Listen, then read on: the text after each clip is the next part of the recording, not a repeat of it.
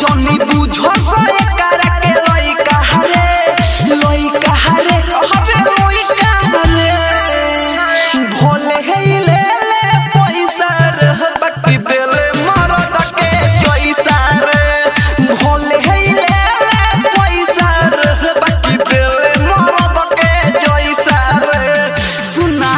देले मरद के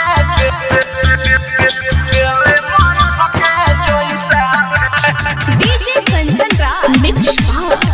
पल्लवी रिकॉर्डिंग स्टूडियो मठिया मोड़।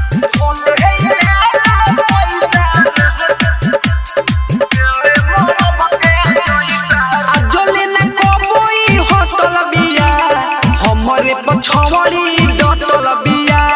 सारा लइका मारो सकनखी केहू में नाही सटल बिया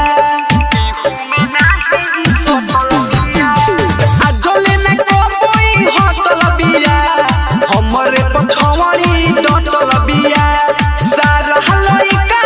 मारो सकनखी केहू में नाही सटल बिया जबे मन करे तबे हम खाई एकरा के हम छोड़े नहीं चाहिए फिर मिली ना माल सुन ऐसा हरे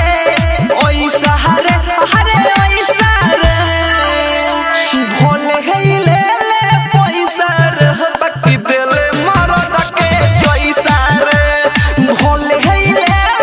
पैसा रे बाकी देले मरद के जैसा रे सुना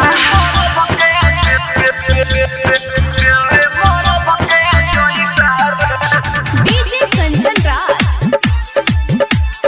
Hajipur Vaishali mix Pallavi recording studio